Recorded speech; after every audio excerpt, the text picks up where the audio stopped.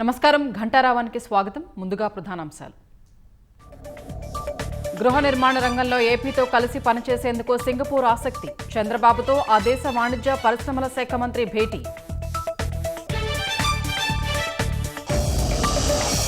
శ్రీహరికోటలో 11 ప్రాజెక్టుల్ని ప్రారంభించనున్న ISRO chairman. GSLV ప్రయోగానికి మొదలైన pre count down.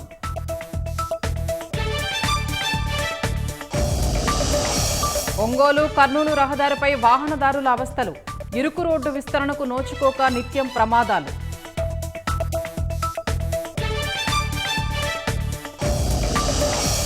జోరు వానలకు చిగురుటాకులా వణుకుతోన్న పట్నా. లోతట్టు ప్రాంతాలు జలమయం. రాకపోకలకు అంతరాయం.